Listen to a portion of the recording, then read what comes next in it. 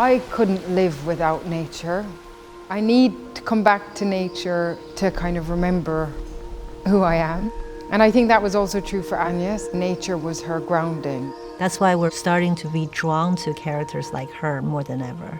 Agnes is just absolute reverence for it, respect for it. Whatever she takes from it, she gives back.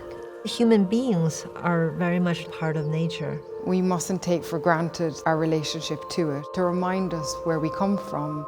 I hope the film provides a humble but also very old, ancient answer. All living things must die, passing through nature to eternity. And this eternity is in some ways love.